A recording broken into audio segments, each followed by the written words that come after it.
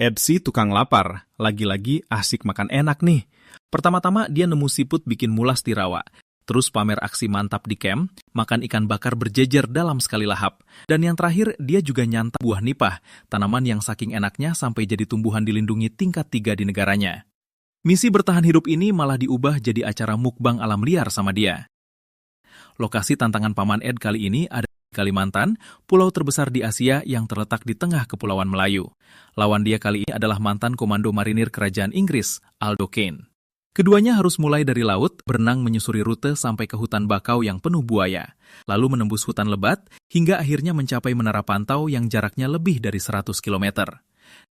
Dan satu-satunya barang yang boleh mereka bawa cuma sebilah pisau. Permukaan hutan bakau ini penuh dengan akar yang saling melilit. Luar biasa licin, sampai-sampai nggak ada tempat aman buat berpijak. Lumpur di bawahnya pun mengeluarkan bau busuk yang menyengat. Berjalan di sana rasanya seperti berada di dalam kubangan kotoran.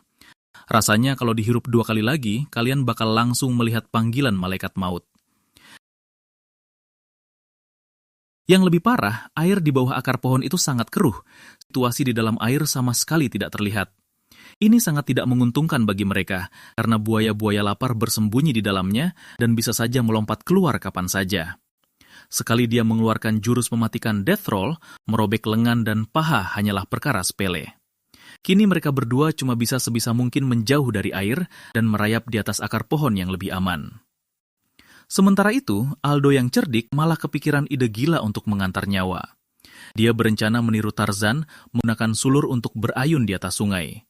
Sulurnya sih cukup kuat, menahan berat badan satu orang jelas bukan masalah. Sayangnya, kayu mati di bawah kakinya kurang kokoh. Tepat saat dia bersiap untuk melompat, tiba-tiba terdengar suara kayu patah berderak dari bawah kakinya. Bercandanya kelewatan nih, belum juga terbang udah keburu jatuh duluan. Bikin keributan sebesar ini sama aja kayak manggil buaya buat makan malam. Coba kita lihat Paman Ed di sebelah sini. Dia menemukan sebuah batang pohon yang terpotong di tengah dan melintang di sungai. Pas banget buat dijadiin jembatan titian ke seberang.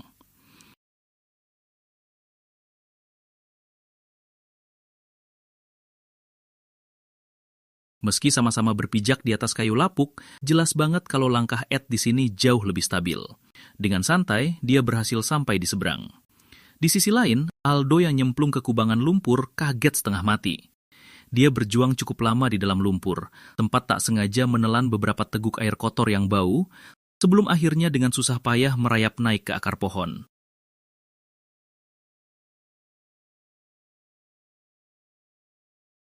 Masih terguncang, dia sekarang duduk di atas tanpa berani bergerak sedikit pun. Sekarang sisa waktu sebelum gelap sekitar sejam lebih.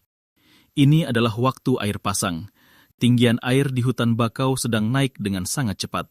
Bagi mereka berdua, bahaya tak terduga meningkat tajam. Begitu langit gelap dan air pasang menenggelamkan hutan bakau ini, mereka berdua bakal jadi santapan empuk para buaya. Sekarang mereka cuma bisa merayap setinggi mungkin, mencari tempat yang jauh dari sungai buat beristirahat semalaman. Karena syok berat, Aldo di sini. Sekarang tak berani merayap kemana-mana lagi. Dia langsung menebang beberapa ranting di sekitarnya, lalu menyusunnya di atas batang pohon sebagai tumpuan, dan langsung berbaring begitu saja. Tapi di ketinggian yang dia pilih ini, kelihatannya bahaya, padahal aslinya sama sekali tidak aman. Sedangkan Paman Ed jelas jauh lebih cerdas dari dia. Dia tak hanya mencari kanopi pohon setinggi lebih dari 3 meter buat berteduh, tapi juga pinter banget memanfaatkan ikat pinggangnya untuk mengikat tubuhnya ke batang pohon, biar tidurnya nggak guling-guling dan malah jatuh ke mulut buaya. Tak lama kemudian, malam yang panjang dan menyiksa pun berlalu. Saat fajar baru saja menyingsing, Ed langsung bersiap-siap untuk berangkat. Sekarang air telah surut, rawa yang terlihat jelas ini tidak lagi terasa berbahaya. Hanya saja berjalan di lumpur hisap yang kuat ini memang butuh tenaga ekstra. Lihat deh, si tukang lapar Ed nemuin makanan lezat apa tuh? Seekor keong raksasa sebesar kepalan tangan. Meskipun proteinnya puluhan kali lipat dari daging sapi, tapi ini kan asalnya dari rawa yang bau busuk. Belum lagi jumlah parasit dan bakteri di dalamnya. Lihat saja warna daging siputnya yang kehijauan, serta baunya yang bisa bikin pusing 7 keliling. Dijamin kalau dimakan, kalau nggak mencret parah, ya langsung masuk peti mati. Ujung-ujungnya, fans bakal diundang makan besar 10 orang semeja di acara tahlilannya. Itu sih udah pasti terjadi.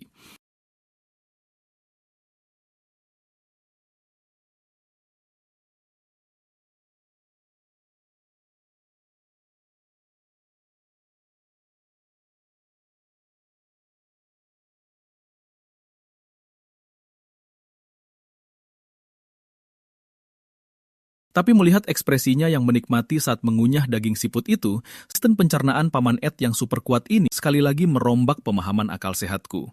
Sekarang keduanya sedang mengerahkan seluruh tenaga untuk keluar dari zona bahaya ini.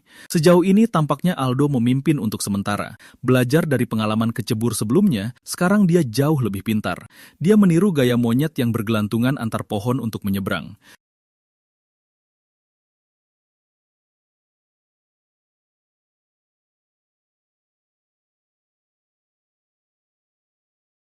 Sementara itu, Paman Ed yang ada di depan menemukan area pepohonan yang benar-benar berbeda dari hutan bakau. Dia pikir dia udah berhasil melewati rawa berbahaya ini, tapi saat dia melihat sekeliling, dia sadar hutan ini dikelilingi air di segala sisinya. Jelas banget dia masuk ke jalan buntu. Dan parahnya lagi, ini sedang pasang. Hanya masalah waktu sebelum hutan ini tenggelam oleh air laut. Pukulan mendadak ini bikin dia langsung lemas tak berdaya bagai balon kempis. Dia terduduk di sebelah pohon besar, melihat segerombolan pasukan protein lewat di depannya tanpa ada selera makan sama sekali. Tapi tak lama kemudian, dia kembali menata mentalnya dan mulai mengumpulkan banyak tanaman rambat di sekitar. Nah, menurut kalian, apa yang bakal dilakukan Ed selanjutnya? Antara dia dan Aldo, siapa yang bakal jadi pemenang akhirnya? Karena air laut naik dengan sangat cepat, ruang gerak mereka berdua di hutan bakau menyusut drastis. Pada saat yang sama, langkah Aldo juga dihentikan oleh jalur sungai. Jadi, dia mengalihkan pandangannya ke pohon besar di sebelahnya. Dia mengeluarkan parang besarnya dan menebas pangkal pohon dengan ganas, berniat merobohkan batangnya jadi jembatan untuk menyeberang.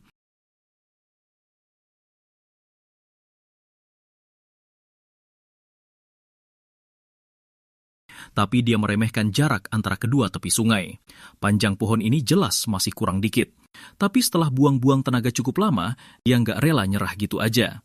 Dengan mental coba-coba berhadiah, dia memberanikan diri melangkah di atasnya. Hasilnya, baru beberapa langkah, dia hilang keseimbangan dan kecebur ke sungai. Niatnya nyoba malah dapet celaka kan?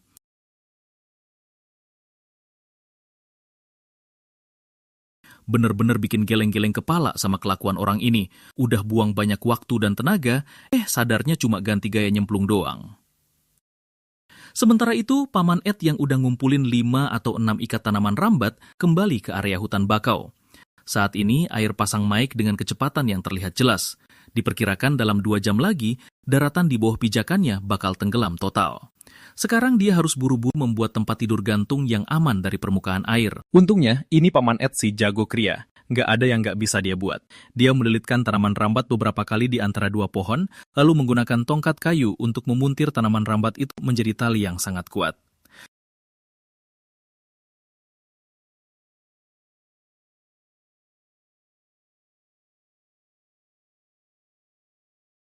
Lebih dari 1 jam berlalu, buah kasur ganda yang kokoh dan nyaman pun selesai dianyam. Pada titik ini air laut telah menenggelamkan area ini sepenuhnya. Di kejauhan, sesekali terlihat buaya muncul ke permukaan untuk bernapas. Ini jelas bikin kameramen yang masih berdiri di air ketakutan setengah mati. Dia langsung lompat secepat kilat ke atas kasur gantung itu. Sekarang Paman Ed harus menyalakan api, berharap di malam yang gelap gulita ini, api bisa melindungi mereka dari ancaman buaya.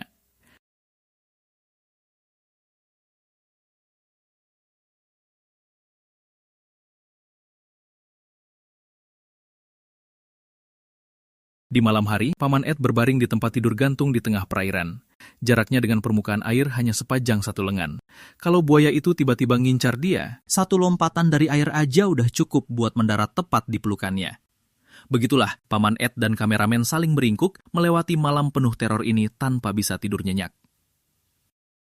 Keesokan harinya, air pasang sudah sebagian besar surut.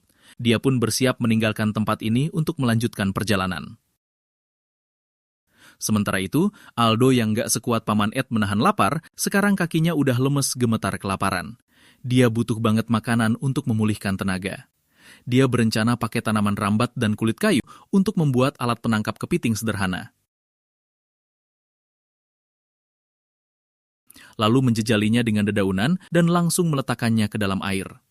Selanjutnya, tinggal nunggu kepiting masuk perangkap. Di saat yang satu masih pusing soal makanan, Paman Ed di sisi lain udah mulai berkreasi lagi dengan ide liarnya. Dia membuat semacam tripod dari batang pohon, lalu pakai tanaman rambat untuk mengikat ujung atasnya dan menyambungkannya ke pohon besar di tepi sungai. Perlahan-lahan dia bergeser maju ke tengah sungai.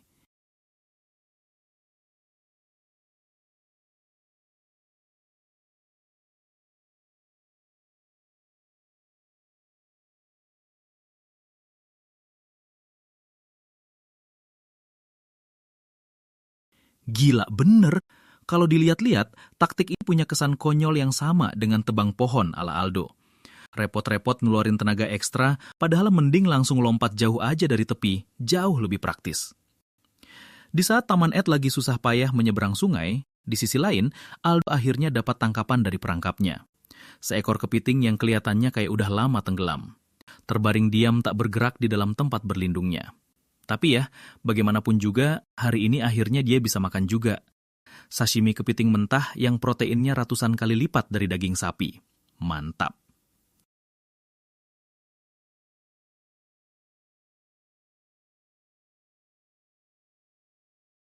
Saat ini, Ed udah kelaparan parah sampai perutnya kerasa nempel ke punggung. Energi dari siput bikin mencret yang dia makan 2 hari lalu udah habis total.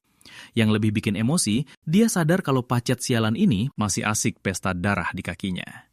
Wah, ini sih bener-bener kurang ajar, karena darahnya udah telanjur disedot. Mau disedot balik jelas nggak mungkin kan? Ya udah, mending jadiin umpan aja buat mancing ikan besar. Dia bikin alat pancing jepret otomatis dari batang pohon. Begitu ada ikan yang narik umpannya, ranting di darat bakal terpicu dan langsung menjepret ke atas. Tapi baru aja jebakan ini selesai dipasang, tiba-tiba terjadi insiden. Gila, daya jepretnya brutal banget. Nyaris aja bikin Ed jadi Ed si mata satu. Tapi pepatah bilang, habis lolos dari maut pasti ada rejeki. Nggak butuh waktu lama, dia akhirnya sukses mancing seekor ikan lele.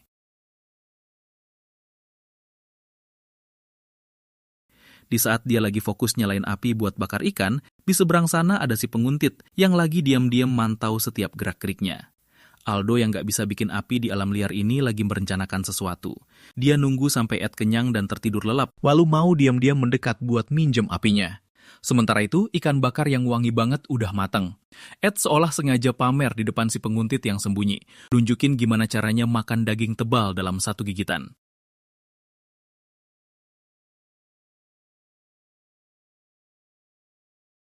Aldo cuma bisa ngeliatin sisa tulang ikan yang masih ada dagingnya sedikit, dibuang begitu aja ke samping oleh Ed. Bikin dia ngiler parah gila. Hampir aja dia nggak tahan buat lari, mungut, dan menggerogotinya lagi. Ya, begitulah nasib mereka. Yang satu tidur nyenyak dan hangat di dekat api setelah makan kenyang, yang satu lagi kakinya kesemutan gara-gara jongkok di semak-semak lembab. Setelah susah payah bertahan sampai pagi, melihat Ed udah pergi menjauh, barulah Aldo lari antusias ke bekas api unggun buat mungut sisa-sisanya. Tapi hasilnya malah bikin dia kecewa berat. Karena Ed punya kebiasaan bagus di alam liar, setiap kali pergi, dia selalu matiin apinya sampai benar-benar padam, biar nggak memicu kebakaran hutan. Sekarang yang tersisa buat Aldo cuma arang yang hangat-hangat kuku. Udah capek-capek ngendap semalaman, kalau pulang tangan kosong rasanya rugi banget cuy. Akhirnya, dia ngantongin segenggam arang. Pikirnya, siapa tahu nanti bakal berguna. Setengah hari pun berlalu. Ed akhirnya berhasil keluar dari hutan bakau dan tiba di hutan nipah yang sangat lebat. Karena pohon nipahnya tumbuh terlalu rapat, nyaris nggak ada celah buat lewat. Sekarang dia cuma bisa ngandelin parang besarnya, nebabat habis rintangan buat buka jalan sendiri. Brutal. Keluar dari hutan bakau, rasanya dia kayak terlahir kembali. Dia mulai bikin shelter pakai daun-daun raksasa dan bahkan bisa makan buah nipah yang bentuknya kayak gada berduri. Buah nipah ini kaya banget akan gula dan karbohidrat. Cocok banget buat ngisi ulang asupan karbohidrat yang dibutuhin tubuh. Saking manis dan segarnya rasa buah ini, sampai-sampai diburu manusia dan jadi tumbuhan dilindungi tingkat 3. Di sisi lain, meski Aldo juga udah sampai di ujung hutan bakau, langkahnya malah terhalang oleh sungai yang sangat lebar. Nggak butuh waktu lama, satu lagi ide gila muncul di kepalanya. Dia bikin kait dari dahan pohon, lalu manjat pohon besar dan ngelempar kait yang diikat pakai akar rambat ke seberang sungai.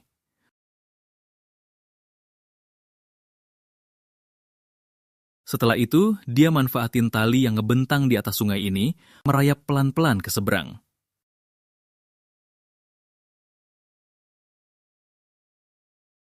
Gila kan? Dengan cara merayap perlahan nyaris nyentuh air kayak capung, dia berhasil nyebrang dengan selamat tepat di atas permukaan sungai. Lihat aksi mereka ini, aku akhirnya paham. Berbagai ide nyebrang sungai gila yang dipikirin dua orang nekat ini, kalau bukan karena para buaya di situ lagi berbaik hati, nyawa mereka bisa melayang kapan aja, bro. Sekarang keduanya udah masuk tahap sprint 10 kilometer terakhir. Tapi bergerak cepat nembus hutan lebat ini jelas gak gampang.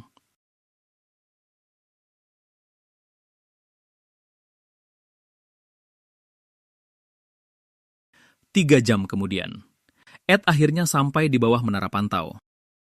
Tapi sayang seribu sayang, Aldo udah lebih dulu sampai di puncak menara. Balapan bertahan hidup kali ini pun harus berakhir dengan kekalahan Ed.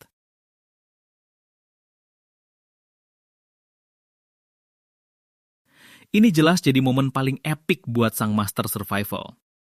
Pertama, saat di tebing, dia nemuin kerangka unta raksasa dan dijadiin tangga. Epic. Terus, di tengah semak alang-alang, dia nemu kulit unta utuh yang disulap jadi perahu. Bahkan dia juga sukses nangkep kelinci liar di padang rumput dan nikmatin daging kelinci bakar yang empuk dan gurih. Lokasi tantangan Ed kali ini ada di kawasan tengah Kazakhstan. Medannya tebing terjal dan sangat gersang. Ditambah lagi, tempat ini dipenuhi kawanan serigala buas. Penantang kita kali ini adalah Kenry dari pasukan khusus Angkatan Laut Korea Selatan. Mereka harus melintasi labirin nyara yang sangat rumit, menyusuri sungai ke arah barat, menuju Bukit Pasir Raksasa sejauh 100 km lebih. Satu-satunya barang yang boleh mereka bawa cuma sebilah pisau. Bayangkan. Kasihan kameramennya yang harus ngikutin mereka, langsung meluncur turun dari lereng curam 60 derajat. Sambil ngerekam, dia juga harus rajat. Sambil ngerekam, dia juga harus waspada sama batu-batu lepas di bawahnya. Salah langkah dikit bisa langsung pindah alam ketemu leluhur. Pantas saja para fans sering bilang kalau kameramen itu makhluk paling OP overpowered. Setelah berlari turun dari lereng bukit, keduanya memilih rute yang benar-benar berbeda. Paman Ed berencana berjalan menelusuri dasar ngarai. Cara ini lebih gampang buat nyari makanan dan air tawar. Sedangkan Ken memilih untuk terus memanjat ke tempat yang lebih tinggi. Dia mau memanfaatkan jarak pandang yang luas di atas sana buat menentukan arah jalan selanjutnya. Tapi baru juga jalan sebentar, dia malah nyasar ke jalan buntu. Di depannya ada tebing batu setinggi 10 meter. Memanjat tebing itu dengan tangan kosong jelas nggak gampang. Apalagi struktur tebingnya rapuh banget, nggak ada pijakan yang kokoh sama sekali.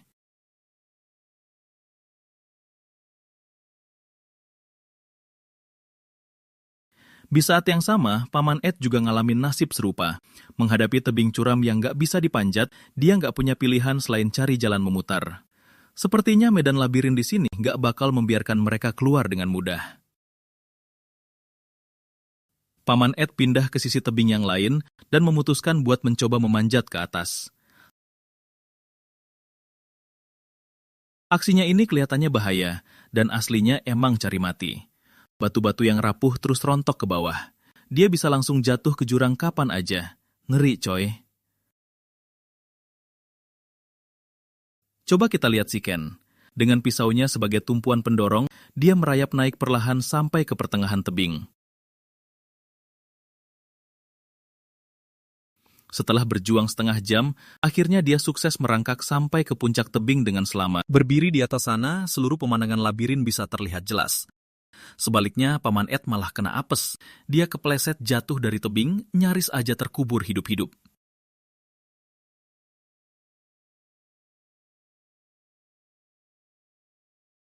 Udah setengah harian dia jalan menelusuri dasar ngarai, dan ternyata malah muter balik ke tempat awal dong. Sekarang dia udah bener-bener dibuat pusing sama labirin ini.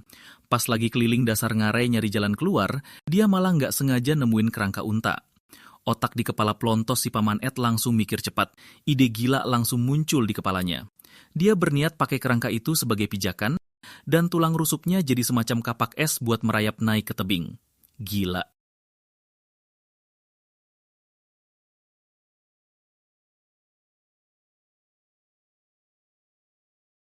Berkat bantuan tulang rusuk itu, akhirnya dia berhasil memanjat naik ke atas tebing. Sekarang, Paman Ed dan Ken sama-sama melihat satu sama lain.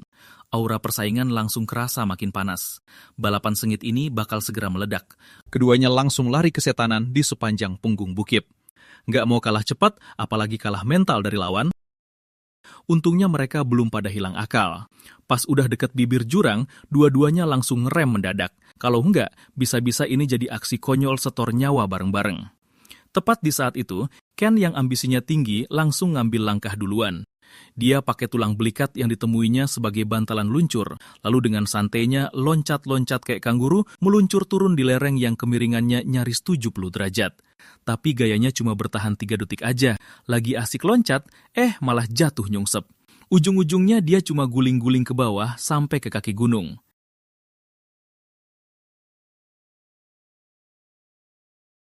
Sementara itu di sisi lain, Paman Ed yang ngelihat kejadian itu ikutan gatal pengen nyoba. Dia juga mau meniru aksi nekat meluncur ke bawah tebing. Tapi pas dia menunduk melihat ke bawah, kakinya bulu kuduknya langsung merinding dan niatnya langsung batal. Posisi dia sekarang jauh lebih curam dan bahaya daripada posisinya Ken. Tebingnya nyaris vertikal 90 derajat dengan ketinggian ratusan meter ke bawah. Kalau dia nekat meluncur dari sini, itu ibaratnya bungee jumping tanpa tali pengaman, coy. Udah pasti tewas seketika. Sekarang dia cuma bisa lewat jalan memutar, memilih rute turun yang lebih jauh tapi lumayan aman. Tapi keberuntungan akhirnya berpihak ke Paman Ed. Baru aja sampai dasar ngarai, dia langsung nemuin kubangan air.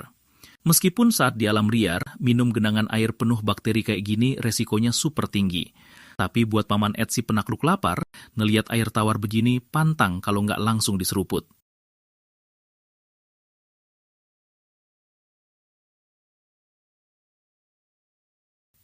Sekarang balik lagi ke si Ken.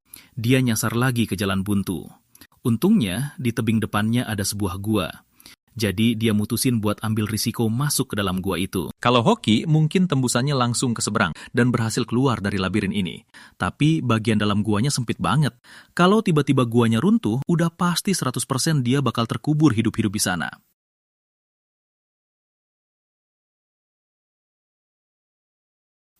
Syukurlah kali ini perjudiannya berhasil. Dia memimpin lebih dulu keluar dari ngarai dan tiba di sebuah dataran yang sangat luas. Tak terasa hari sudah mulai sore. Memanfaatkan cuaca sejuk, Ed kembali melanjutkan perjalanannya. 2 jam berlalu, langit sudah benar-benar gelap.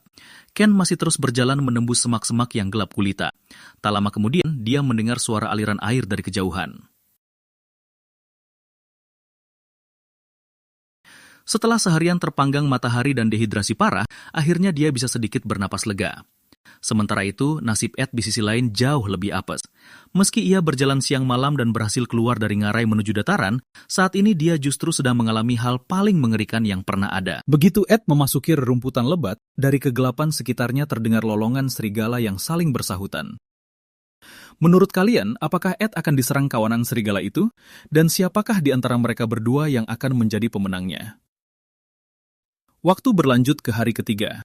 Setelah Ed dan kawanan serigala mengobrol dari hati ke hati sepanjang malam, ia kembali melanjutkan perjalanannya menuju sungai. Baru saja masuk ke padang gelagah yang lebat, dia langsung menemukan banyak jejak kaki hewan. Dan kelinci liar yang lompat-lompat tak jauh dari sana, sukses bikin Ed si tukang lapar ngiler berat.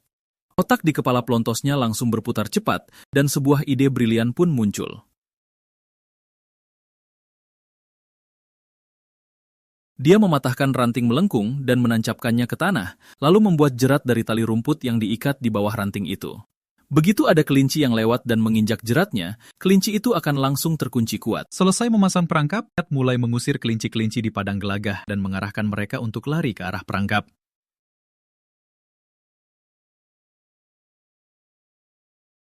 Sementara itu di sisi lain, Ken turun langsung untuk menguji air. Setelah mengecek kedalaman air, kecepatan arus, dan serangkaian tes lainnya, dia memutuskan untuk membuat rakit dan menyusuri sungai.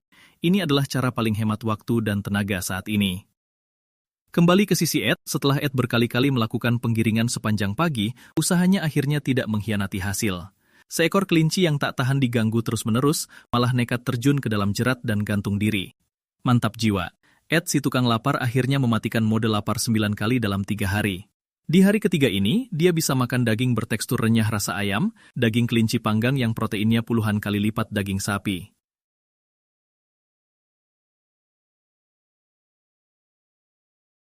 Saat Ed asik menikmati daging panggang yang lezat, Ken juga sedang sibuk kesana kemari mencari makanan. Tak lama dia menemukan ikan karper besar di tepi sungai. Tapi ikan ini sepertinya sudah lama tewas. Baunya benar-benar sangat menyengat. Mungkin Ed sendiri bakal mikir 2 kali buat memakannya. Daripada mubazir, dia memanfaatkannya saja. Berniat menukar ikan dengan ikan. Dia memakai ikan mati itu utuh sebagai umpan dan melemparnya ke sungai. Setengah jam berlalu, dia kembali ke tepi sungai bersiap untuk menarik pancing. Hasilnya sukses bikin dia syok. Ekor ikan lele yang lebih besar dari pahanya berhasil ditarik ke darat. Kadang kebahagiaan memang datang secepat itu. Sekarang mereka berdua makan malam dengan nikmat di kem masing-masing. Cuma nggak tahu deh, apa kelinci panggang Ed atau lele panggang Ken yang lebih tinggi proteinnya dan lebih juara rasanya.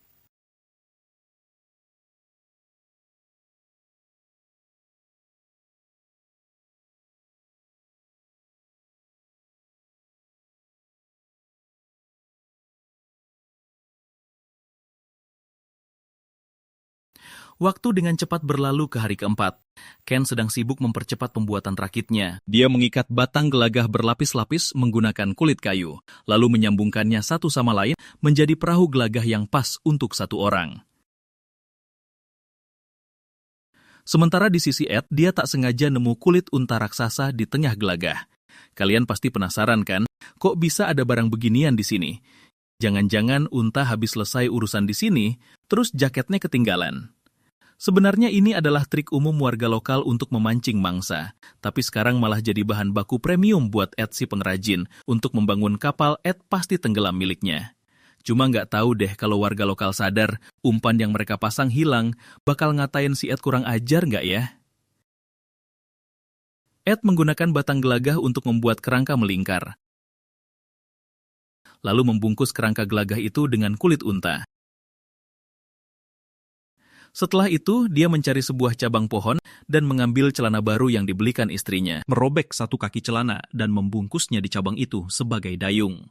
Demi memenangkan persaingan ini, Ed benar-benar rela berkorban besar-besaran. Begitulah mereka berdua sibuk seharian, dan hari pun dengan cepat berganti senja. Malam ini, pasukan nyamuk yang main keroyok tiba-tiba melancarkan serangan dadakan ke arah Ken. Terlihat segerombolan besar nyamuk mendengung mengerubunginya, menggigitnya bertubi-tubi sampai bikin kepala mau pecah. Bikin pertahanan mentalnya hampir benar-benar hancur.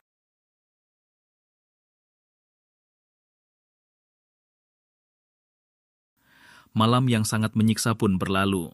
Pagi-pagi banget, Bang Ed udah naik kano dan mendayung ke hilir. Ini mungkin kendaraan air paling sukses yang pernah dia buat seumur hidupnya. Duduk di atasnya benar-benar kering, nggak kena air sama sekali. Cuma, desain bulatnya ini kurang cocok buat bergerak cepat, lebih sering muter-muter aja di tempat. Sementara itu, Ken setelah semalaman dapat servis 360 derajat tanpa henti dari pasukan nyamuk. Dia menyeret tubuhnya yang kelelahan dan nemu 2 tulang belikat hewan di jalan buat dijadiin dayung ganda. Terus, dia langsung nyebur ke sungai dan mendayung cepat ke depan. Mendayung ini emang keahlian dia banget, guys. Sekarang, Ken lagi pakai kecepatan lari sprint 100 meter buat ngejar Bang Ed dengan kilat.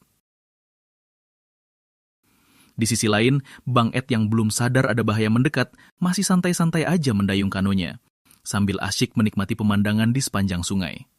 Tapi tiba-tiba aja, Bang Ed iseng menoleh ke belakang, dan pemandangan di depannya sukses bikin dia jantungan. Gila, nggak nyangka Ken bisa ngejar secepat ini. Melihat kecepatan mendayung Ken yang di luar nalar itu, dia sadar kalau keunggulannya di air udah musnah. Makanya, dia panik dan buru-buru nepi ke darat. Niat awalnya sih, habis naik ke darat, dia mau sprint terakhir biar nggak disalip sama Ken. Ternyata semak alang-alang di sini luar biasa rimbun dan tinggi. Jangankan buat dilewatin, arah jalan aja sampai bener-bener nggak kelihatan. Mau nggak mau, dia terpaksa balik arah lagi. Niatnya sih mau nyebur ke sungai lagi buat ngadu mekanik sama Ken. Tapi pas baru aja sampai di tepi sungai, dia sadar kalau dia ngelakuin kesalahan fatal. Gara-gara terlalu panik tadi, dia lupa ngikat kanonya waktu naik ke darat. Sekarang kanonya udah hilang entah kemana. Ini jelas jadi pukulan telak banget buat dia. Untungnya, mental Bang Ed ini jauh di atas rata-rata manusia biasa. Dia langsung bisa kembali fokus. Setelah jalan menyusuri sungai sebentar, dia berhasil nemuin jalan keluar lain. Sejam berlalu. Sekarang mereka berdua udah deket banget sama titik tujuan. Tinggal adu lari aja nih. Siapa yang duluan sampai di bukit sana, dia yang menang. Nggak butuh waktu lama. Bang Ed lari-lari kecil dan berhasil sampai di atas bukit. Sementara Ken juga nyusul tepat di belakangnya. Dan dengan begitu, di pertandingan kali ini, Bang Ed menang tipis atas lawannya. Momen yang benar-benar epik.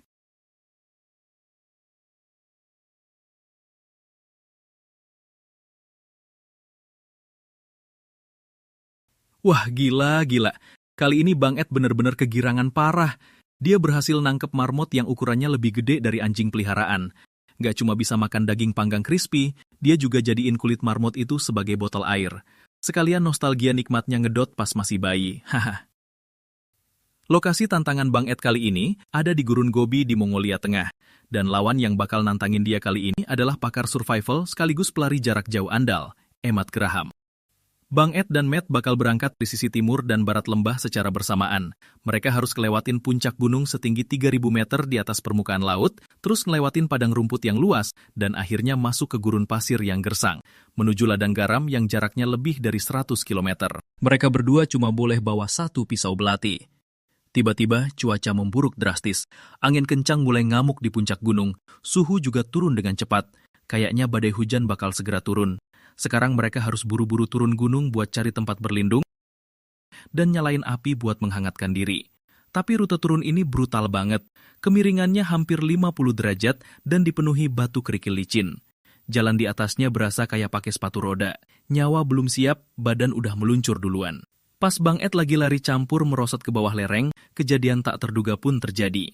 Kakinya kepleset dan badannya langsung meluncur bebas ke bawah gunung. Untung aja rem kaki Bang Ed masih lumayan pakem. Sedetik sebelum jatuh ke jurang, dia berhasil ngerem tepat waktu. Kalau sampai jatuh dari tebing setinggi ratusan meter itu, kalau nggak tewas, ya pasti masuk peti mati. Sedikit lagi aja, Bang Ed bakal beneran bikin acara makan-makan duka cita yang udah kalian tunggu-tunggu itu. Sementara itu nasib Matt jauh lebih beruntung. Jalan turun yang dia pilih nggak securam punya Bang Ed. Dengan lari-lari kecil, dia cepet banget sampai di kaki gunung. Dia juga sempat mampir ke sungai kecil buat minum dan ngisi cairan tubuh. Sekarang dia berencana buat masuk ke hutan dan ngebangun tempat berlindung buat tidur malam ini. Dia ngumpulin beberapa kayu kering berukuran tebal di sekitar situ buat ngebangun kerangka yang mirip tenda.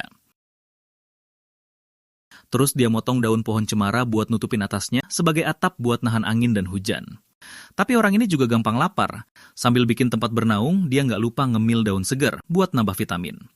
Dari cara makan si licik ini aja, aku udah tahu kalau dibandingin sama Ed, dia malah lebih parah.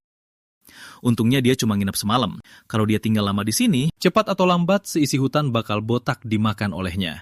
Tentu saja di malam yang membeku ini, tempat bernaung aja nggak cukup. Api juga mutlak diperlukan. Begitulah, dari bikin tempat bernaung sampai bikin api buat menghangatkan diri Matt, melakukan semua ini dengan sangat mulus dan cepat. Sementara itu, Paman Ed akhirnya sampai di dasar lembah dengan selamat. Lihat lapisan es tebal di bawah kakinya. Udah kebayangkan sedingin apa malam di sini, saat ini. Dia tiba-tiba melihat seekor elang besar, sedang berputar-putar di atas tebing di depannya. Dia sadar pasti ada mangsa di tebing itu. Jadi, dengan prinsip pantang melewatkan peluang yang ada di depan mata, Ed si paling lapar kembali mengambil risiko. Memanjat tebing yang hampir tegak lurus 90 derajat di seberangnya. Ketinggiannya paling tidak sekitar 400 atau 500 meter. Kalau sampai jatuh, udah pasti dia bakal langsung pindah alam. Untungnya, berkat lengannya yang kekar, Paman Ed berhasil memanjat naik. Melihat sekeliling yang penuh dengan gua berbagai ukuran, dia menebak kalau tempat ini adalah tempat tinggal hewan pengerat pembuat lubang seperti marmot. Jadi, karena lapar, dia mulai membuat perangkap marmot yang jitu. Pertama, dia menggali akar pohon untuk dijadikan jerat, lalu menutup kedua sisi lubang dengan batu. Selanjutnya, memasang jerat di satu-satunya jalan keluar masuk. Dengan begini, mangsa apapun yang keluar masuk bakal memicu jerat dan langsung tercekik rapat. Setelah selesai memasang perangkap, Paman Ed mencari gua lain di tengah gunung.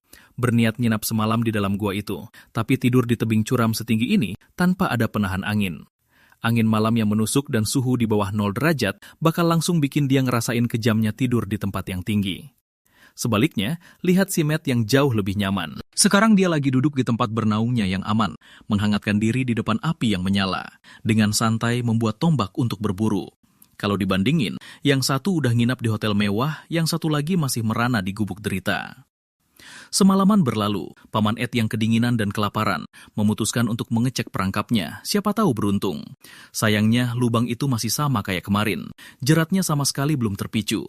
Bisa jadi mangsa di dalam lubang itu sejak kemarin, udah keduluan disambar elang yang berputar-putar di atas.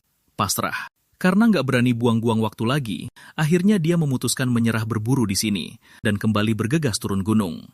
Sekarang sebelum mereka berdua keluar dari area pegunungan ini, mereka harus mengumpulkan makanan dan air bersih sebanyak mungkin. Soalnya begitu masuk gurun Gobi, mereka cuma akan berhadapan dengan badai pasir yang menyapu langit. Gak bakal ada kesempatan lagi buat nyari sumber daya apapun. Karena gagal dapat protein, Paman Ed berpikir memetik tanaman rubar peliar buat dimakan juga lumayan. Coba lihat, harta karun apa yang dia temukan. Seekor bangkai kambing liar yang sudah mengering. Sayangnya kambing ini udah lama mati, dagingnya udah keras dan bau kayak batu. Hal ini bikin Ed si paling lapar langsung hilang selera. Tapi tanduknya bisa dimanfaatkan. Dijadikan wadah penampung air lumayan juga. Sejak ketemu kambing kering yang cuma bisa dilihat tapi nggak bisa dimakan ini, hasrat Ed akan protein jadi makin membara. Jadi dia kembali mengincar marmot, masih pakai cara lama. Batu untuk menutup lubang, akar rambat untuk membuat jerat. Sekarang lihat si Matt di sana. Di jalan dia ketemu bongkahan es besar setebal 1 meter. Kalau aja dia bisa bawa semuanya, jangankan di gurun Mongolia, ke gurun Sahara sekalipun dia pasti bisa lewat dengan santai. Sayangnya tenaganya nggak memadai. Jadi dia cuma bisa motong kecil pakai pisau buat dibawa pergi. Menurut kalian, apa es ini bisa membantunya melewati gurun yang kering ini? Dan apakah Paman Ed bakal berhasil mendapatkan protein? Pagi pun berlalu. Paman Ed kembali ke tempat dia memasang perangkap. Kali ini, dari jauh aja dia udah lihat ada yang aneh dengan lubangnya. Pas dia mendekat, terlihat seekor hewan coklat kekuningan tercekik kuat di jeratnya. Nggak disangka, akhirnya Ed berhasil nangkap marmot impiannya. Dan ukurannya beneran gede, kira-kira beratnya bisa sampai 5 kilogram. Paling nggak buat 2 hari ke depan, dia nggak perlu khawatir kelaparan. Nah, ini baru mantep. Hari ini bukan cuma bisa makan marmut yang proteinnya puluhan kali lipat dari daging sapi, tapi juga sekalian memecahkan masalah besar soal cara bawa air ke padang pasir. Kulit marmut utuh ini adalah alat penyimpan air yang paling sempurna. Supaya makanan ini lebih awet dan gampang dibawa, dia berencana memotong semua dagingnya memanjang, lalu mengasapinya perlahan di atas bara api sampai kering. Sementara Ed lagi asik-asiknya menyalakan api dan memotong daging, di sisi lain, Matt sudah memasuki kawasan padang rumput yang luas. Ini adalah kesempatan terakhirnya untuk cari makanan dan sumber air. Begitu dia melewati padang rumput ini, dia bakal langsung masuk ke padang pasir yang gersang. Sekarang dia lagi pegang tombak buatan sendiri, main pukul tikus tanah alias whack-a-mole di padang rumput.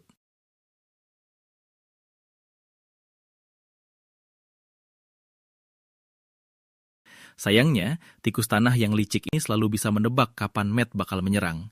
Melencengnya tipis banget, cuma beda 0,0001 detik dari target.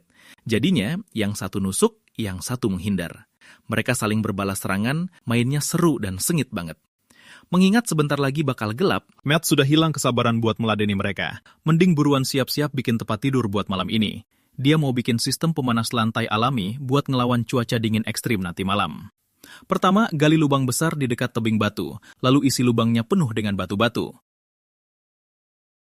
Lanjut kumpulkan kayu kering dan nyalakan api pakai teknik gesekan, buat manasin batu-batu tadi pakai bara api. Sebelumnya pernah dengar dari para netizen kalau Ed suka banget nyari protein dari kotoran. Makanya dengan berbaik hati, dia memungut beberapa kotoran sapi kering, niatnya mau dikasih ke Ed sebagai hadiah hiburan kalau dia menang nanti. Tapi takutnya Paman Ed malah nggak menghargai, jadi dia lempar aja semuanya ke dalam lubang buat dijadikan bahan bakar. Malam harinya, Matt menutupi tumpukan batu yang panas membara dengan pasir dan tanah, lalu langsung duduk di atas kasur yang hangat itu, kelihatan sangat menikmati banget. Cuma nggak tahu deh lapisan pasirnya cukup tebal atau enggak. Kalau suhunya terus naik, bisa-bisa sarapan besok menunya ayam panggang. Waktu berlalu cepat, sekarang masuk hari ketiga. Pagi-pagi banget, Ed langsung sarapan daging panggang rasa marmut yang diasapi semalaman. Lalu dia membungkus sisa perbekalannya dengan daun sayuran liar dan menggunakan jaket kulit marmut tadi buat menampung sekitar 5 liter air tawar dari sungai. Semua persiapan sudah selesai, dia pun kembali melanjutkan perjalanannya menuju titik lokasi tujuan. Kalau dilihat dari posisi mereka sekarang, Ed sudah tertinggal jauh di belakang Matt. Tapi Matt saat ini nggak punya makanan dan juga nggak punya air. Bongkahan es yang dia bawa sebelumnya sudah habis tanpa sisa, karena separuh dimakan dan separuhnya lagi mencair di jalan. Misi utamanya sekarang adalah segera menemukan sumber air. Kalau enggak, di tengah padang pasir yang kerontang ini, dia sama sekali nggak bakal bisa bertahan hidup sampai ke Danau Garam. Di sisi lain, Ed yang menggendong beban bawaan lebih dari 5 kilo, setelah berjalan beberapa kilometer, hampir aja pingsan karena kelelahan. Jadi dia berniat memotong dahan pohon buat merakit gerobak tarik supaya bebannya lebih ringan. Nah, sekarang saatnya Ed pamer keahlian merakitnya.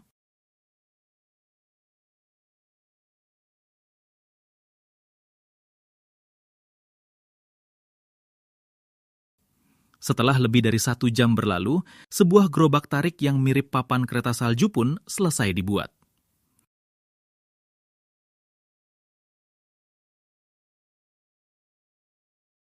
Kita kembali lihat Matt yang saat ini juga sudah berhasil menemukan aliran sungai.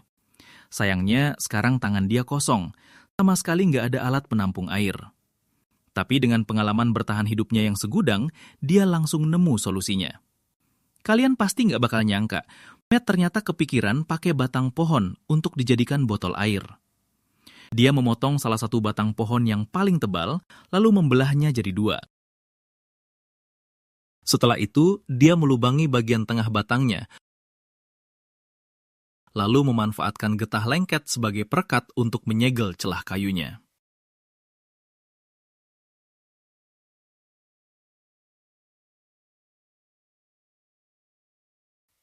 Setelah kedua belah batang pohon direkatkan dan diikat kembali, jadilah sebuah wadah penyimpanan air yang praktis. Kelihatannya, kali ini Ed benar-benar ketemu lawan tangguh. Sepanjang perjalanan ini, kemampuan bertahan hidup Matt sama sekali nggak kalah dari paman Ed. Bahkan bisa dibilang sedikit lebih unggul. Waktu berlalu cepat, sekarang masuk hari keempat. 3 hari menahan lapar, Matt benar-benar udah nggak kuat lagi. Jadi pagi-pagi sekali dia kembali memegang tombaknya dan memulai ronde kedua permainan pukul tikus tanah.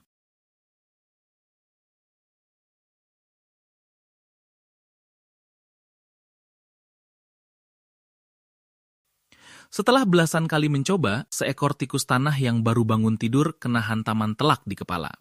Berkat hiburan keras dari Matt, akhirnya tikus tanah yang meronta itu pun tenang untuk selamanya. Setelah diproses dan dibakar seadanya, renyah banget rasanya kayak keripik tikus. Tikus panggang dengan protein ratusan kali lipat daging sapi ini siap disantap.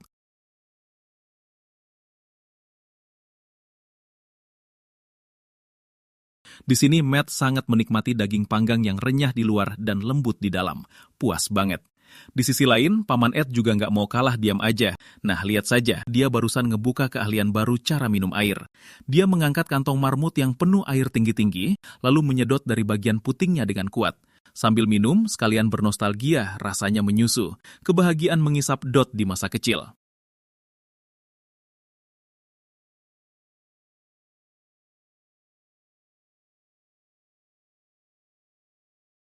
Tak lama, 3 jam pun berlalu. Kini keduanya telah masuk ke pedalaman gurun.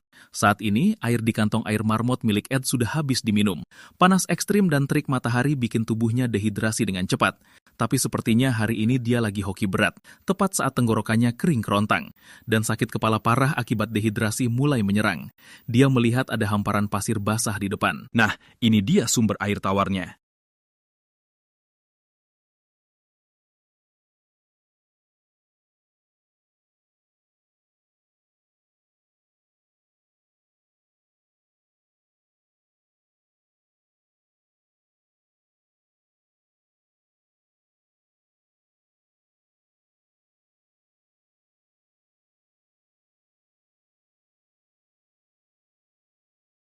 Sayangnya keberuntungan Ed nggak bertahan lama.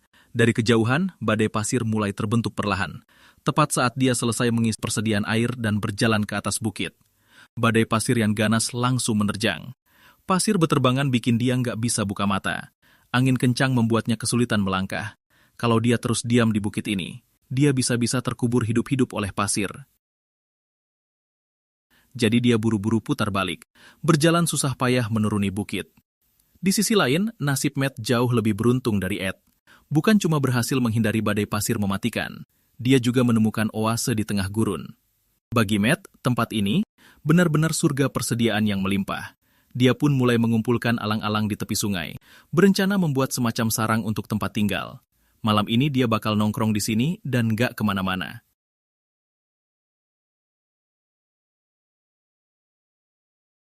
Coba lihat nasib sial Ed di sebelah sini. Susah payah lolos dari badai pasir. Berjalan setengah harian penuh di alam liar. Dan akhirnya tiba juga di surga tersembunyi ini. Dia malah tanpa sengaja melihat Ned lagi bikin api di kejauhan. Wah, dunia sempit banget ya, musuh bebuyutan ketemu. Tapi setidaknya untuk saat ini, dia dan Matt udah kembali ke garis start yang sama. Ini bikin kepercayaan dirinya langsung meroket.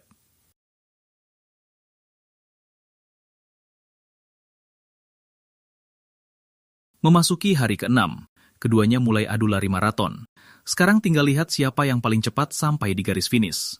Jelas saja, bagi pelari pro seperti Matt, lari jarak jauh itu so easy. Saking asiknya lari, dia malah makin heboh, sampai-sampai spontan joget sambil lari di depan kameramen.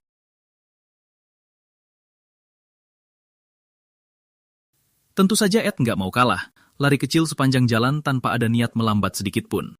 Setelah lebih dari 2 jam perjalanan jauh, Ed akhirnya sampai di garis finish. Sayangnya, dia tetap kalah cepat dari si kaki kilat Matt. Tantangan bertahan hidup kali ini berakhir dengan kekalahan Ed. Pria ini ninggalin istri cantiknya di rumah, bawa cewek seksi ke pulau tak berpenghuni buat duel. Malamnya dia malah bikin rakit bambu, dan kabur sendirian dari pulau itu dengan ngenes. Kalian tahu apa yang sebenarnya terjadi? Lokasi tantangan Ed kali ini berada di Kepulauan Palau, Samudra Pasifik Barat. Pemandangannya indah bak lukisan, tapi bahaya mengintai di mana-mana. Di pulau ada buaya ganas, kalajengking, dan berbagai hewan beracun. Di lautnya juga ada hiu yang berkeliaran mengelilingi pulau. Belum lagi arus balik yang super cepat dan mematikan. Ketemu salah satu aja udah cukup bikin nyawa melayang. Dan lawannya kali ini adalah cewek tangguh nan seksi, Chad. Lihat aja otot lengannya, udah jelas cewek ini bukan orang sembarangan. Kalau cuma mau peluk dan gendong Ed sih, rasanya bakal enteng banget buat dia. Sejak kecil, Chad udah biasa hidup di alam liar bareng kakeknya yang keturunan suku Indian. Bertahan hidup di alam liar udah kayak makanan sehari-hari buatnya. Apalagi kali ini dia udah kasih tantangan nekat. Kalau Ed berhasil mengalahkannya kali ini, Ed diizinkan bawa dia pulang ke rumah. Ini bikin Ed ketakutan sampai hampir nyerah duluan. Coba bayangin, kalau istri Ed di rumah dengar ini. Jadwal hiburan 2 jam tiap malam bisa-bisa batal selamanya, bro. Chad dan Ed masing-masing ditempatkan di sisi utara dan selatan kepulauan. Dengan jarak tempuh yang sama, membelah kepulauan. Menuju kapal pesiar terbengkalai sejauh 120 km garis lurus. Siapa yang sampai duluan, dialah pemenangnya. Dan barang yang boleh mereka bawa. Cuma sebilah pisau dan kamera untuk merekam diri sendiri. Saat ini. Cuaca tiba-tiba berubah. Awan hitam pekat turun menutupi laut. Angin kencang menerjang, ombak bergulung ganas.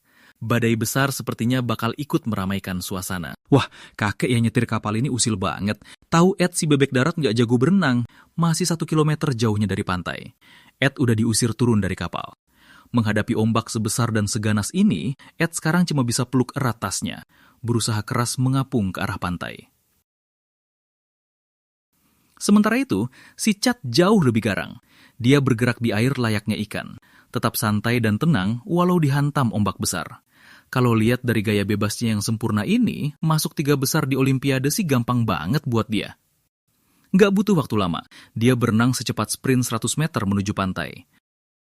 Sementara nasib Ed si bebek darat beneran ngenes deh. Pokoknya cuma bisa pasrah mengikuti arus, terdampar dimanapun jadilah. Hasilnya, si Ed yang malang ini malah terdampar tepat di bawah tebing batu. Melihat tebing batu yang setajam ujung pisau itu, dia sejenak bingung harus mulai dari mana. Susah payah dia menemukan ranting penyelamat. Tapi ternyata rantingnya rapuh. Sekali tarik langsung patah. Tanpa pilihan lain, sekarang dia cuma bisa mengapung mengelilingi pulau, mencari tempat yang bisa digunakan untuk naik ke darat. Di sisi lain, Chad sedang mengumpulkan dedaunan dan botol plastik bekas di pinggir pantai. Dia harus membuat wadah penampung air sebelum badai datang. Lagi pula, untuk bertahan hidup di laut, air tawar adalah masalah utama yang harus dipecahkan. Siapa sangka, pulau terpencil ini masih menyimpan sisa-sisa peninggalan Perang Dunia Kedua. Terlihat berserakan di mana-mana, puing-puing rudal dan berbagai tong minyak yang sudah karatan. Bisa dibayangkan betapa mengerikannya Perang Dunia dulu, sampai-sampai tak ada tempat aman di seluruh dunia. Saat itu, dia menemukan sebuah gua di depan. Gua batu seperti ini biasanya menampung sisa air hujan. Tapi saat dia masuk ke dalam untuk mengeceknya, dia segera sadar bahwa dia mengabaikan satu masalah fatal. Di sekelilingnya penuh senjata kimia peninggalan zaman dulu. Area dalam radius beberapa kilometer mungkin sudah tercemar. Dinding batu di dalam gua juga dilapisi lapisan minyak hitam yang tebal. Kalau dia sampai meminum air di situ, itu sama saja dengan menenggak seisi tabel periodik kimia. Sepertinya dia harus berjalan lebih jauh lagi demi mencari sumber air. Sementara itu, Paman Ed akhirnya berhasil naik ke darat, tapi sekarang dia jauh lebih beruntung daripada Chad. Di sana, Chad masih bersusah payah mencari air tawar, sedangkan Dewa Air Ed di sini malah disambut hujan lebat. Ini adalah kesempatan emas baginya untuk mengumpulkan air tawar. Untungnya, pulau tempatnya berada ini penuh dengan sampah botol, ada sepatu yang mungkin tak sengaja jatuh, dan banyak botol minuman kosong yang dibuang sembarangan. Sekarang Ed si pemulung bakal sibuk nih. Dia memungut setumpuk botol plastik, membelahnya jadi 2 dengan pisau, dan buru-buru menjejerkannya di tanah untuk menampung air hujan sebanyak-banyaknya.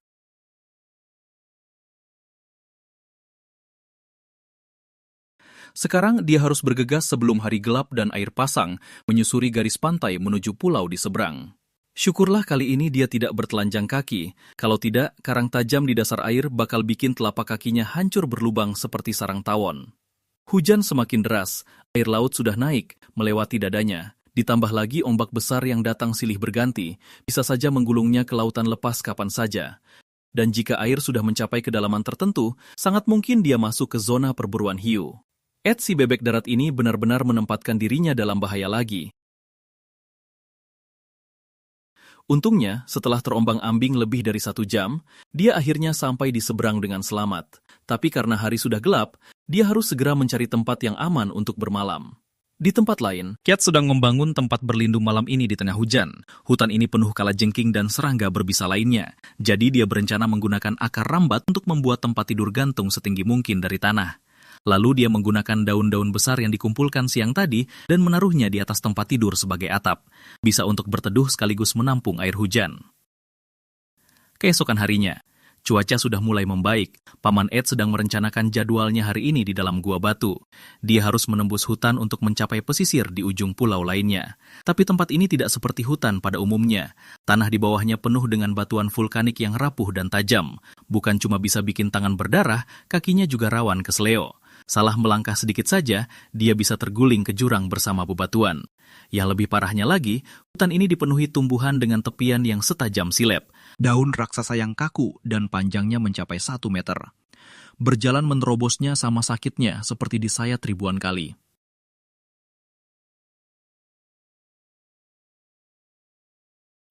Di sisi lain, Chad sudah siap sedia dan bersiap melanjutkan perjalanannya. Setelah lari-lari kecil, dia berhadapan dengan rintangan yang jauh lebih gila daripada Ed. Di depannya terbentang hutan bakau yang sangat luas, dengan akar-akar yang melilit dan tumpang tindih. Parahnya, ini adalah habitat favorit para buaya muara. Bisa jadi mereka sedang mengintai di dekatnya sekarang, dan siap memberinya kejutan maut kapan saja. Nah, menurut kalian, apakah Chad bakal berhasil keluar dari hutan bakau ini? Dan apakah si Ed pada akhirnya bisa memenangkan duel melawan si cantik ini? Setelah melewati perjalanan yang sungguh menyiksa ini, Paman Ed akhirnya tiba di area yang lebih terbuka. Pesisir pantai di kejauhan sudah terlihat jelas. Sementara itu, Chad sedang nekat menerobos masuk ke dalam hutan bakau. Dia harus terus waspada terhadap pergerakan apapun di bawah air. Sebisa mungkin dia melangkah di atas akar-akar yang lebat demi menghindari serangan dadakan dari buaya.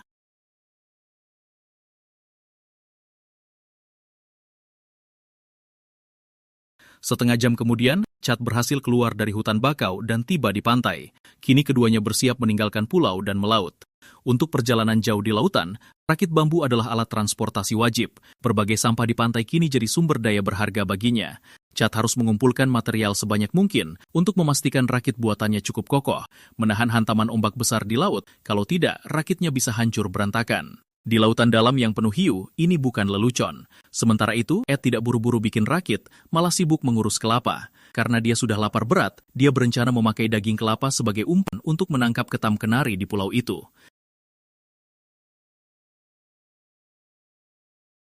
Dia menancapkan kelapa berlubang ke batu pakai dahan, lalu tinggal menikmati angin laut sambil menunggu ketamnya datang. Karena cuaca laut berubah dengan sangat cepat, di sisi Ed langitnya sangat cerah, sedangkan Cat malah sedang dihantam badai hujan.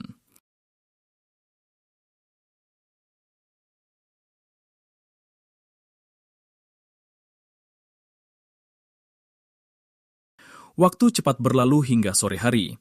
Ed akhirnya mematikan mode pasif puasa panjangnya dan mendapatkan makanan pertamanya dalam 2 hari terakhir.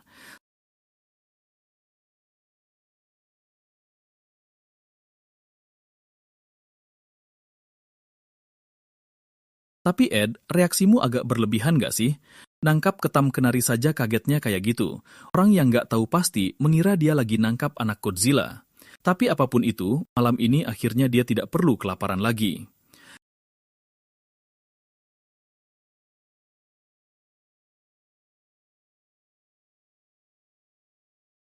Hari ketiga, terpa angin laut semalaman bikin tenggorokan Ed kering kerontang.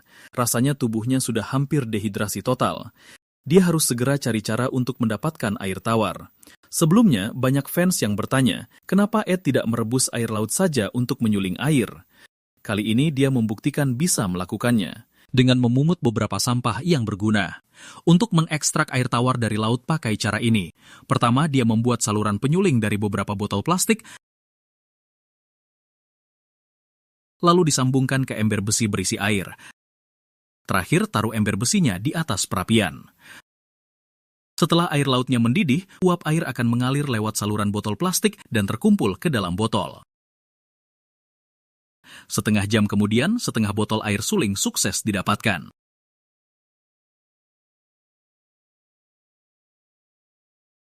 Setelah masalah air tawar teratasi, Ed mulai bersiap untuk melaut. Demi mencegah wajah tampannya terluka akibat terbakar sinar matahari, dia diam-diam membuat krim tabir surya rahasia. Meskipun kelihatannya agak jelek, tapi sangat praktis dan ampuh. Perlindungan anti-UV hingga 100%. Langkah selanjutnya adalah merakit-rakit pasti tenggelam Ed. Dia mengumpulkan beberapa bambu dan kayu kering di sekitar, lalu mengikatnya kuat-kuat pakai kulit kayu dan sulur.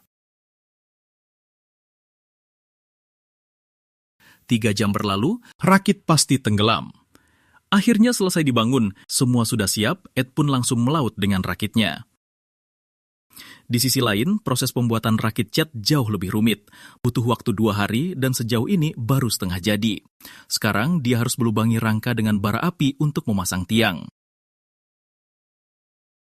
Begitulah Cat sibuk dari pagi sampai malam, tapi rakit bambunya masih belum juga selesai. Sepertinya malam ini dia tidak akan bisa melaut. Tapi sepertinya dia sama sekali tidak panik, malah asik menangkap kelomang di pantai. Niatnya buat mengisi perut yang kosong keroncongan dulu.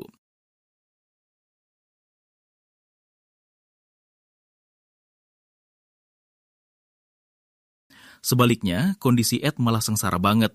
Demi pamer keahlian di depan si cewek tangguh, dia rela mendayung siang dan malam di lautan luas. Permukaan laut di malam hari terasa sangat sunyi mati, gelap gulita sampai tak terlihat apapun.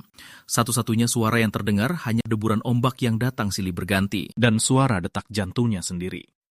Berada di lingkungan gelap yang penuh misteri, Ed benar-benar merasa ketakutan sekarang. Dia duduk bersila di atas rakit bambu, tidak berani membiarkan kakinya masuk ke air, takut kalau hiu-hiu di laut tiba-tiba tertarik dan mengincarnya. Entah sudah berapa lama dia mendayung, karena sudah tak kuat lagi menahan lelah, dia akhirnya memutuskan untuk istirahat sejenak di atas rakit.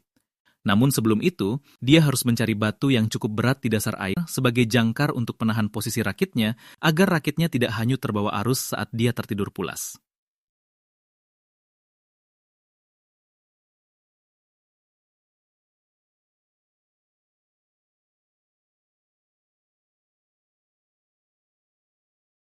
Waktu cepat berlalu menuju hari keempat. Ed masih sibuk menyelesaikan tahap akhir dari rakitnya.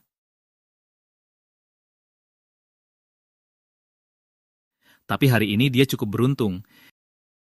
Didorong oleh angin yang kencang, perahu layarnya melaju jauh lebih cepat dibandingkan rakit Ed. Menyusulnya hanyalah masalah waktu saja. Begitulah, waktu menjelang siang pun berlalu dengan cepat. Saat ini Ed sudah mendarat di sebuah pulau kecil yang paling dekat dengan titik finish.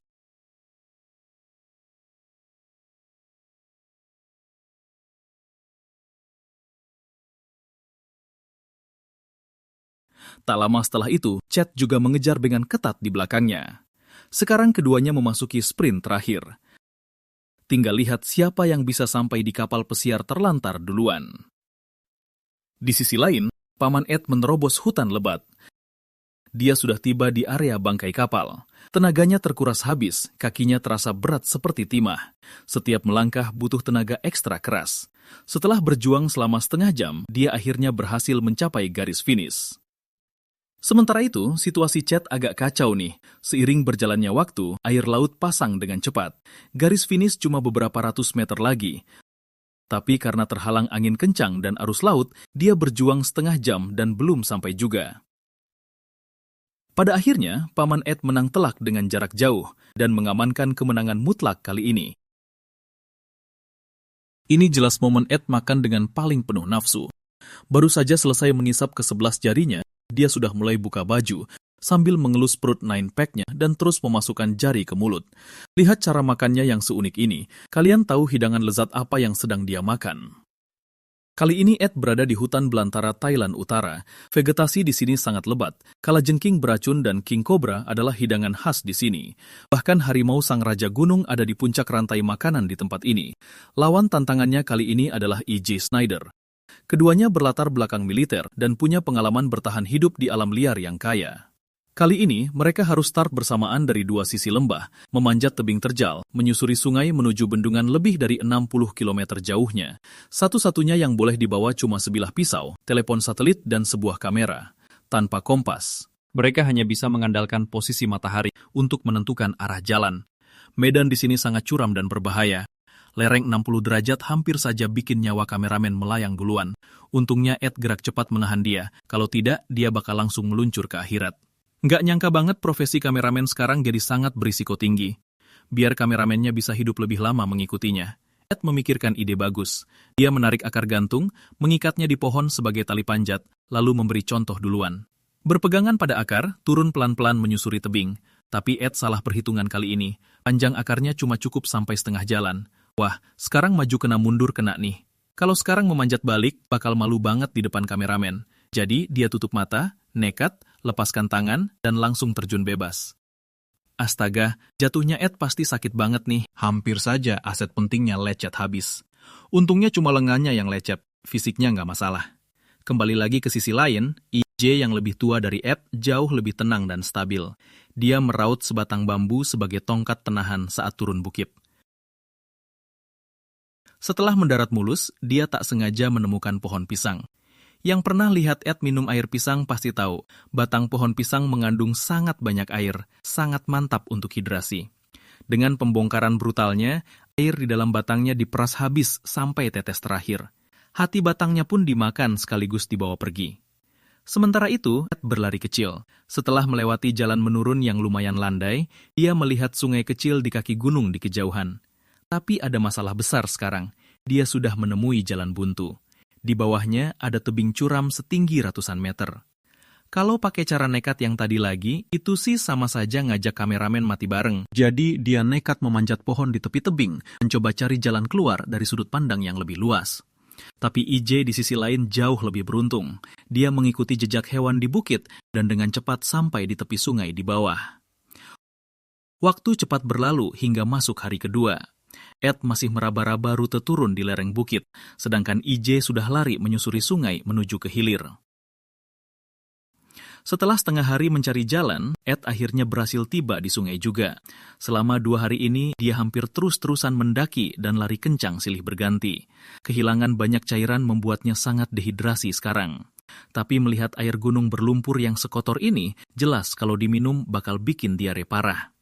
Jadi dia pakai trik lamanya, menggali lubang yang dalam di tanah, membiarkan tanah menyaring kotoran di air sungai. Sebagian besar bakteri dan zat berbahaya. Sekarang IJ hampir unggul 1/5 jalan dari Ed. Tapi saat ini jalannya terhalang oleh hutan bambu yang lebat. Langkahnya mulai melambat. Menerobos hutan yang penuh semak belukar ini sangat berbahaya loh. Salah-salah bisa digigit ular berbisa. Ini adalah momen terbaik buat Ed untuk menyusul. Tapi ada 2 pilihan jalan di depannya. Lanjut mendaki lereng bukit dengan vegetasi lebat di depannya, atau menyeberangi sungai dengan arus deras ini ke seberang. Sementara itu, IJ yang melangkah lebih lambat memutuskan untuk mencari makanan di hutan. Batang pohon setengah busuk ini adalah tempat favorit larva kumbang. Tapi sepertinya mereka bersembunyi cukup dalam. Sepertinya tanpa usaha ekstra, dia nggak bakal bisa makan protein tinggi nih. Tapi parang murahan ini terlalu payah kan? Belum juga dipakai tenaga, mata pisaunya tiba-tiba copot dari gagangnya. Makanannya belum ketemu, orangnya malah hampir tewas di tempat. Sekarang dia nggak berani pakai pisau mematikan ini sembarangan lagi. Dia cuma bisa jalan menyusuri sungai sambil mencari sesuatu yang bisa dimakan. Lihat tuh, apa yang dia temukan? Seekor ular berbisa sepanjang 2 meter. Bisa-bisanya berjemur santai di tengah jalan. Walaupun melihat EJ mendekat, ular itu sama sekali nggak berniat menyingkir. Dan EJ ini juga orang yang nekat, tanpa ragu sedikit pun, langsung ambil batu besar dan menghantamnya bertubi-tubi. Terakhir, dia masih nambahin 1 tendangan maut, berhasil menaklukkan ular itu. Ular sialan ini mungkin sampai mati nggak paham, cuma keluar buat berjemur malah kehilangan nyawa. Nah, masalah makanan akhirnya terselesaikan. Sekarang tinggal cari tempat buat bikin api dan masak. Di sisi lain, Ed akhirnya berhasil selamat dari maut dan kembali ke daratan.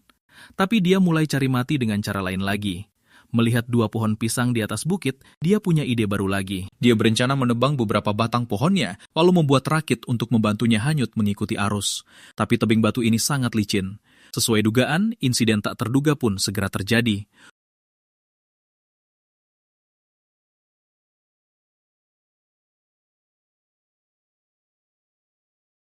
Untung batu besar yang menggelinding itu nggak menimpanya. Kalau tidak, dia harus minta tolong kameramen buat jaga istrinya lagi. Sekarang Ed benar-benar nekat. Sambil memeluk beberapa batang pohon pisang, dia malah asik main arung jeram ekstrim di sungai. Ed yang cerdik ini memang banyak akalnya. Ini jauh lebih hemat waktu dan tenaga dibanding IJ yang harus menerobos semak belukar. Sepertinya menyusul IJ cuma masalah waktu. Tapi aku punya firasat, kalau begini terus, cepat atau lambat Ed bakal celaka sendiri. Di sisi lain, IJ berjalan melewati jembatan batang kayu yang licin dan menemukan lahan kosong di seberang sungai. Dia menggunakan bambu untuk menunjukkan kepada kameramen bagaimana cara membuat api sungguhan di alam liar. Kebetulan sekali, Eb saat ini juga sudah naik ke darat dan tanpa sengaja melihat saingannya yang lagi fokus membuat api di seberang sungai. Ini membuatnya sangat senang karena dia sudah tahu posisi pasti lawannya. Sekarang dia cuma perlu menyelinap diam-diam ke depannya. Membalikan keadaan jadi semudah itu kan? Setelah berjalan selama lebih dari 3 jam, matahari pun hampir terbenam. Ed menemukan sebuah gua yang terbentuk dari bambu dan berencana menginap semalam di sana. Nyalinya benar-benar besar. Kalau tiba-tiba ada ular hijau atau sejenisnya yang keluar dari dalam sana, itu bukan sesuatu yang bisa dibuat bercanda. Di sini Ed tidak punya makanan dan tidak ada sumber api. Dia cuma bisa berbaring kedinginan, kelaparan, dan gelisah nggak bisa tidur. Sementara EJ di sana sedang asik mengunyah daging renyah dengan rasa ayam, menikmati daging ular yang kandungan proteinnya puluhan kali lipat dari daging sapi dengan lahap. Waktu berlalu cepat dan sekarang sudah masuk hari ketiga. Untuk bisa memperlebar jarak di antara mereka berdua, Ed berencana untuk potong kompas lagi. Memotong lewat celah gunung di percabangan sungai untuk mencapai bagian sungai berikutnya dengan jarak terpendek. Tapi rute ini tidak mudah untuk dilewati. Di mana-mana penuh dengan ranting pohon yang saling bersilangan dan tumpukan batu licin yang tertutup lumut. Sekali salah langkah bisa jatuh dan bikin kepala bocor berdarah. Setelah berjalan lebih dari 1 jam, dia malah masuk ke jalan buntu. Di depannya ada air terjun setinggi 100 meter. Mencoba menantang arus deras dan memanjat tebing batu licin dengan tangan kosong itu nggak gampang. Tapi kalau dia kembali lewat jalan semula, maka keuntungan jarak sebelumnya akan hilang sia-sia. Setelah berpikir panjang, dia akhirnya memutuskan untuk mengambil risiko.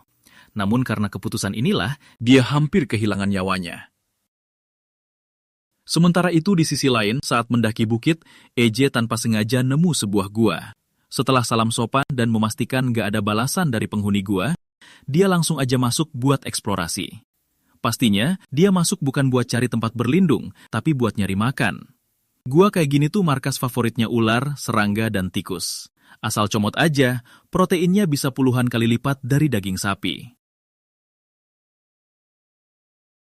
Kelelawar apes ini pasti nggak nyangka, udah ngumpet di dalam gua di tengah hutan lebat, masih aja berakhir jadi menu makan malam. Sekarang EJ nggak cuma dapat makanan, dia juga nemu pintu keluar lain dari gua ini, yang bikin rute perjalanannya jadi jauh lebih singkat. Tapi di sisi lain, nasib Ed malah ngenes banget. Udah susah payah manjat sampai pertengahan air terjun, tiba-tiba kejadian menegangkan terjadi.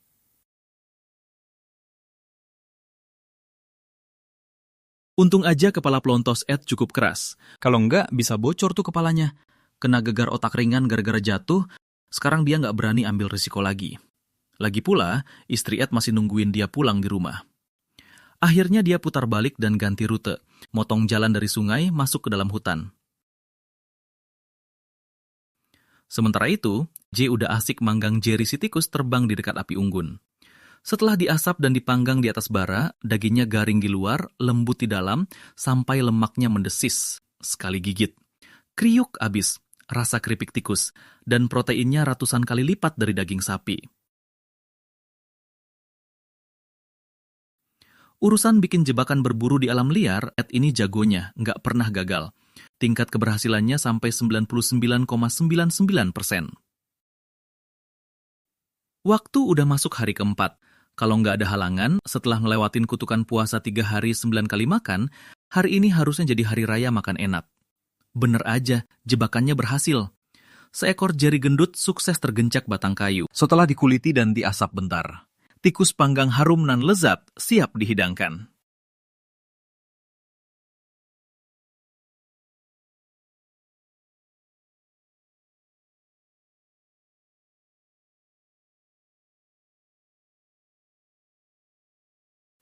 Sekarang mereka berdua masuk ke tahap sprint terakhir. Jalur di depan mereka makin sulit dilewati. Setelah seharian jalan jauh banget, jarak ke garis finish tinggal kurang dari 10 km. Saat itu, J yang punya insting menyintai tajam, langsung nemu jejak kaki yang ditinggalin Ed dan krunya. Dia sadar kalau dia udah ketinggalan jauh. Kalau mau nyusul, dia harus ambil langkah ekstrim. Sekarang dia terpaksa keluarin lagi pisau mautnya buat bikin rakit bambu dan nyusul lewat jalur air.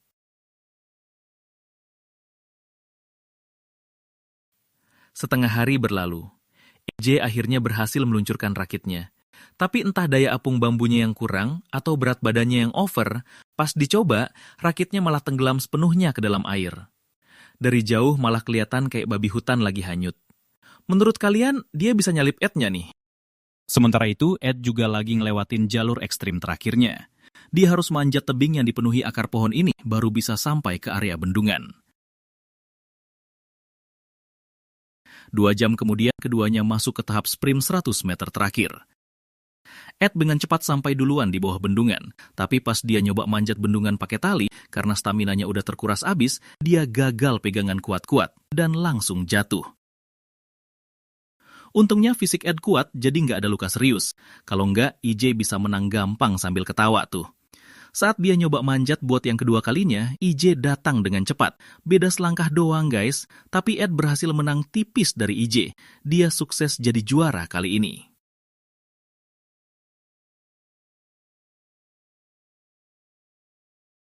Ed kali ini bener-bener dibikin ngamuk. Soalnya lawannya curang bawa contekan. Nggak cuma ngeluarin perlengkapan bikin api dari balik celananya, dia diem-diem bawa kondom bekas buat bikin ketapel. Sementara itu, demi bisa bikin api, Ed rela ngorbanin gigi depannya yang udah patah berkali-kali. Hampir aja dia beneran jadi Ed si gigi ompong di mata fans. Lokasi tantangan Ed kali ini ada di salah satu puncak bagian selatan pegunungan Himalaya. Dan lawan tantangannya kali ini adalah instruktur survival alam liar militer John Hudson. Mereka berdua harus lewatin perbukitan curam dengan vegetasi lebat, terus ngelewatin area tambang yang tandus, lalu manjat di salah satu tebing besar di selatan Himalaya, dengan ketinggian lebih dari 5.000 meter. Terakhir, mereka turun ke sungai di dasar lembah. Siapa yang nyampe duluan, dia yang menang. Waktu syuting ini lagi musim monsun guys, bikin kondisi yang udah ekstrim jadi makin berbahaya. Selain harus bertahan melawan udara tipis yang bikin hipoksia parah, juga harus waspada terhadap ancaman beruang hitam dan hewan buas lainnya. Dan satu-satunya yang bisa mereka bawa hanyalah sebilah pisau. Belum jauh berjalan, mereka berdua memilih rute yang sangat berbeda. John memilih bergerak ke barat, mendaki lereng curam di dekatnya. Dia ingin mencari titik dengan pandangan yang luas, untuk memetakan rute terbaik buat dirinya. Sementara Ed lebih memilih berangkat ke arah timur, menyusuri rute lembah sungai yang lebih landai. Tapi secara logika nih ya, biasanya rute pilihan Ed ini kelihatannya saja aman, padahal aslinya sangat berbahaya. Kalau nggak ada kejutan, pastinya kejutan itu bakal segera datang. Saat dia bertingkah seperti monyet, melompat lincah dari satu batu ke batu lain, karena ada satu batu di depan yang jaraknya terlalu jauh. Salah perhitungan dia pun langsung nyemplung masuk ke arus sungai yang deras. Wah, Ed nyaris banget ketemu malaikat maut kali ini. Sementara itu di sisi lain, John sedang berada di atas lereng, mengumpulkan tanaman rambat sambil berjalan untuk jaga-jaga. Tapi rute pilihannya ternyata juga nggak mulus. Berhadapan dengan lereng hampir 90 derajat dan tebing batu yang licin. Memanjat lurus ke atas rasanya nyaris mustahil.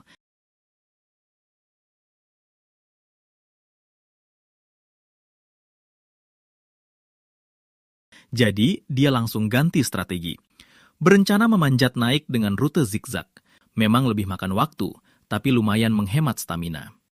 Di sisi lain, Ed yang berjuang mati-matian melawan arus deras.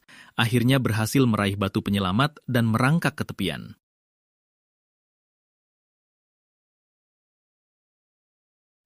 Setelah dapat pelajaran pahit barusan, dia langsung nyerah lewat lembah sungai yang mirip jalur ke neraka ini. Dia pun akhirnya memutuskan untuk ikut mendaki lereng. Namun, tepat pada saat itu, kabut tiba-tiba mulai turun di gunung. Dalam sekejap mata, seluruh puncak gunung tertelan kabut tebal. Jarak pandang di sekitar drop drastis. John yang sedang terjebak di dalam kabut, sama sekali nggak bisa melihat kondisi jalur di depannya, apalagi menentukan arah tujuannya. Sekarang dia cuma bisa mengandalkan insting untuk memanjat ekstra hati-hati. Sementara Ed telah tiba di area punggung bukit. Terkepung kabut tebal, dia pun mulai kehilangan orientasi. Benar-benar kebingungan harus melangkah kemana. Tepat di momen krusial ini, muncul pemandangan yang epik banget. Terlihat di tebing curam berselimut awan di kejauhan sana, seekor monyet sedang duduk bermeditasi membelakanginya. Berlagak seolah sedang mencari pencerahan hidup. Untung saja, si monyet berada di jarak aman yang cukup jauh.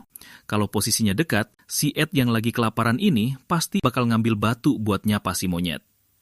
Dan di saat dia lagi ngiler natap si monyet dari jauh, tiba-tiba pekikan elang yang tajam menggema di seluruh lembah. Muncullah elang raksasa yang menukik tajam dari balik kabut, menyambar dengan cepat persis di atas kepalanya, dan langsung hilang lenyap di dalam kabut. Menghadapi pemandangan absurd layaknya mimpi ini, Ed nyaris mengira dirinya terjebak di dunia fiksi kultivasi. Saat dia ternyanga kagum melihat arah elang itu menghilang, dia malah lengah dengan bahaya di bawah kakinya. Hampir saja dia salah langkah dan nyungsep ke jurang. Setelah sadar, dia langsung menganalisis lanskap sekitarnya. Berdasarkan jam terbangnya di alam liar, tanaman selalu tumbuh mengikuti arah sinar matahari. Di hutan yang terlihat samar-samar itu, bagian daun yang paling lebat pastinya menghadap ke arah selatan. Bagian daun yang plan. Tiba-tiba hujan deras mengguyur. Kabut tebal plus badai memaksanya berhenti melangkah. Kalau sampai basah kuyup seharian, kemungkinan besar dia bakal kena hipotermia yang mengancam nyawa. Jadi, dia menemukan spot dengan vegetasi lebat di dekatnya. Rencananya mau manfaatin rumput liar setinggi lebih dari semeter itu, buat nganyam tempat bernaung darurat dari angin dan hujan. Apesnya, atap rumput baru setengah jadi. Tanah licin malah nyaris bikin dia tergelincir ke tepi jurang.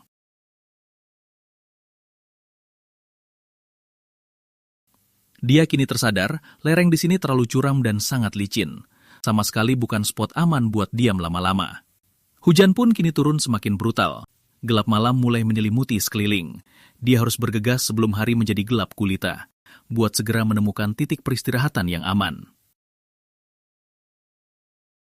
Pada akhirnya, keduanya sama-sama memilih berteduh dan bermalam di bawah tebing batu. Tapi malam itu, Ed benar-benar nggak bisa tidur nyenyak. Sesekali terdengar langkah kaki berat di sekelilingnya. Di alam liar ini, dari suaranya saja sudah pasti ada hewan buas besar yang berpatroli. Sontak bikin dia waspada penuh dan gak berani terlelap sedetik pun. Takut kalau tiba-tiba ada beruang nyelonong masuk ngasih kejutan maut. Begitulah jadinya. Malam pun berlalu, cuaca mulai kembali membaik. Ed berdiri di sebelah pohon besar di luar lubangnya, menatap ngeri beberapa bekas cakar yang dalam di batang pohon, sambil bersyukur di dalam hati. Untung saja semalam si beruang cuma sekedar numpang ngasah cakar. Bayangkan kalau dia tidur di dalam gua ini, entah apa yang bakal terjadi kepadanya. Sekarang dia harus segera keluar dari zona bahaya beruang ini. Sementara itu, John juga sudah meninggalkan tempat berlindungnya dan terus berjalan naik ke lereng gunung. Tiba-tiba, dia mendengar dari celah-celah batu besar di sebelahnya suara gemericik air yang jernih. Di alam liar, minum air mata air pegunungan yang mengalir jauh lebih aman. Jadi, dia mengambil risiko merangkak ke bawah celah batu itu.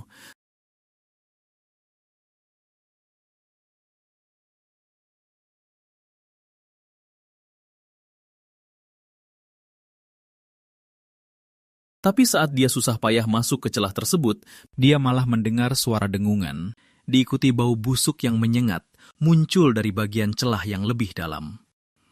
John sadar kalau di dalam celah batu ada kawanan lalat yang berputar-putar di atasnya. Pas dia merangkak lebih dekat buat ngecek, ternyata itu adalah sebuah bangkai hewan yang sudah sangat membusuk.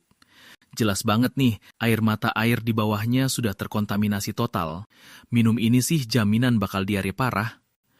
Untungnya, gua batu ini cukup dalam, jadi dia geser badannya lebih ke atas lagi, dan akhirnya berhasil minum air bersih di hulu bangkai tersebut. Tapi orang ini memang gak mau rugi. Daging busuk bau menyengat pun gak dia biarkan begitu saja. Sebelum pergi, dia bungkus sedikit untuk dibawa. Sementara itu, Ed sudah berhasil melewati punggung gunung dan tiba di area tambang batu di dasar lembah. Sekarang dia harus mendaki dinding tebing penuh batu besar ini, yang pastinya sangat berisiko dan menguras tenaga. Jadi sebelum berangkat, dia butuh persiapan ekstra matang. Di sisi lain, John yang sudah berjalan setengah harian sampai di bawah air terjun besar. Melihat tebing curam setinggi ratusan meter itu, Tarzan pun pasti geleng-geleng dan milih muter balik. Tapi dasar sifatnya yang pantang menyerah, dia tetap nekat coba manjat buat cari jalan.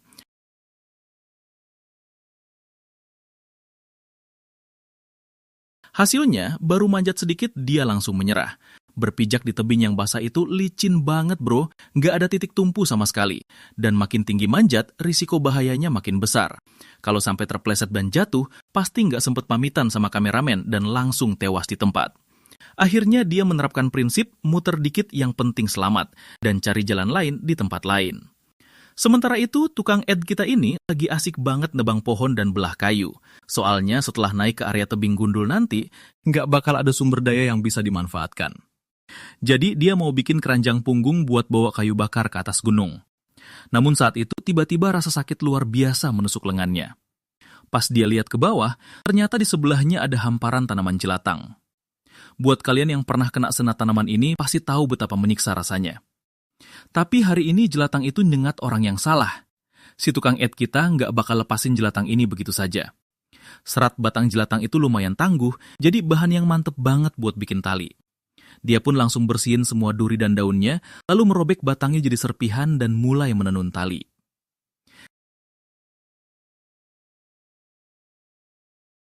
Di sini Ed lagi sibuk bikin kerajinan tangan dengan teratur. Di sisi lain, John sudah berhasil memutari air terjun dan sampai di sebuah tumpukan batu. Waktu maghrib tinggal 1 jam lagi, jadi dia berencana mendirikan kemah di bawah dinding tebing ini. Tentu saja, tugas utama sekarang adalah bikin api. Berada di lereng gunung setinggi 4.000 meter lebih, suhu malam hari bisa mendekati 0 derajat. Tanpa api buat penghangat, dia bisa kedinginan parah. Tapi tepat saat kupikir dia bakal nyalain api pakai cara primitif gesek kayu, si cerdik ini malah merogoh saku celananya dan ngeluarin set alat pembuat api. Ada kikir besi, ballpoint, dan saat kameramen masih melongo keheranan, dia malah ngeluarin sobekan kain yang direndam solar. Usut punya usut, waktu mereka bareng naik mobil ke gunung, dia diam-diam ngambil kesempatan saat Ed lengah buat nyembunyiin alat-alat curang ini. Bahkan dia ngeles, ini trik dari The Art of War-nya Sun Tzu. Semua adil dalam peperangan. Begitulah, dengan bantuan teknologi dan trik curangnya, nyalain api jadi gampang dan santai banget. Sementara si Ed yang jujur malah polos banget. Tanpa ada niat licik sedikit pun, dia malah asik bikin alat gesek kayu manual. Karena berada di ketinggian dengan oksigen tipis, metode membuat api tradisional jadi sangat sulit di sini. Jadi, Dewa Api Ed mengeluarkan jurus rahasia andalannya. Lihat tuh, dia melepas tali sepatunya dan mengikatnya ke tongkat kayu. Lalu dia menggigit keras tongkat kayunya dan mulai menariknya dengan sangat cepat.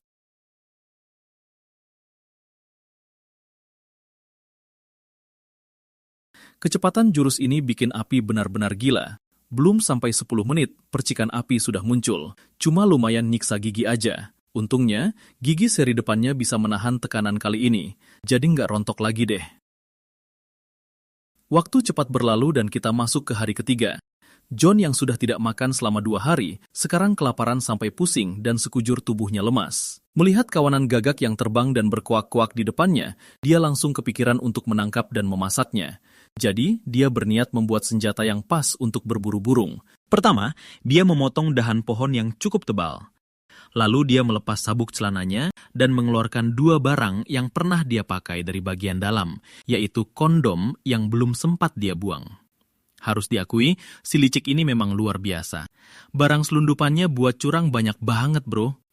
Setelah itu, dia memotong sepotong kecil kulit dari sepatunya. Dengan begini, dia menggunakan kondom sebagai karet ketapel, lalu mengikatkannya ke dahan pohon dan potongan kulit tadi. Jadilah sebuah ketapel unik tiada tara. Dia memegang ketapel itu dan langsung menembak ke arah kawanan gagat. Dan begitulah, seekor gagak malang terkena tembakan telak di titik vitalnya dan langsung tewas di tempat.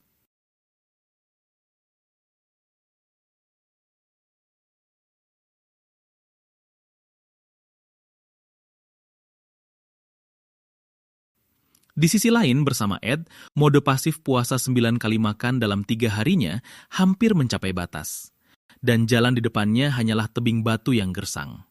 Jadi dia mulai membongkar batu-batu di sekitarnya, mencari sumber protein yang bisa dimakan. Tak lama kemudian, seekor ular kecil sial yang lagi apes jalan-jalan langsung ditangkap basah oleh si hantu kelaparan kita ini.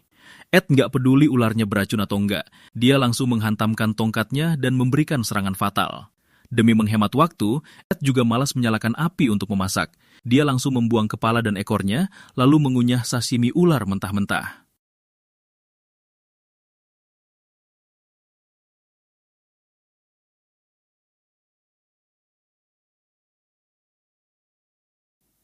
Setengah hari berlalu, John masih sibuk nggak jelas di tempatnya. Dia memungut tengkorak domba dan mengeluarkan lemak hewan yang sebelumnya dia temukan di celah batu. Dia berencana membuat lampu minyak untuk menghangatkan diri dari hawa dingin malam ini. Sementara itu, Ed sudah berada di tebing curam, memanjat selama lebih dari 4 jam. Tiba-tiba cuaca berubah drastis. Suara petir menggelegar dan hujan badai turun begitu saja. Tebing di atas kepalanya sudah tertutup kabut. Kalau melihat ke atas, yang terlihat cuma kabut, bukan jalan. Dan di bawahnya ada jurang curam tanpa ada jalan mundur. Terjebak dalam dilema, dia akhirnya memilih untuk pasrah. Dia melepas penyangga kayu bakar dari punggungnya, lalu menancapkannya ke dahan di dekat batu sebagai penyangga. Dia berencana menghabiskan malam ini di tebing itu. Hari keempat, Ed nekat menembus hujan dan lanjut memanjat ke atas tebing. Di sisi lain, John juga berusaha keras berjalan pelan menuju puncak. Saat ini ketinggiannya sudah mencapai lebih dari 5.000 meter. Kadar oksigen yang sangat tipis membuatnya kesulitan bernapas dan sakit kepala parah. Meski dia sudah menarik napas dalam-dalam, rasanya paru-parunya mau meledak. Tapi tetap saja tidak bisa mendapatkan oksigen yang cukup. 2 jam berlalu, Ed sampai di dekat sebuah air terjun. Puncaknya sudah di depan mata.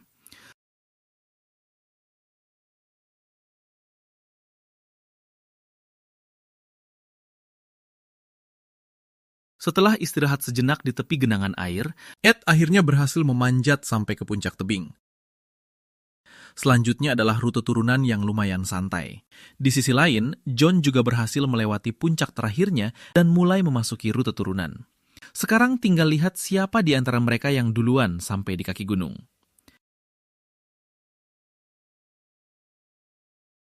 1 jam berlalu. Sosok Ed muncul lebih dulu di atas jembatan. Jadi, di duel bertahan hidup kali ini, paman Ed berhasil menghancurkan lawannya yang banyak trik itu dengan kemampuannya yang luar biasa.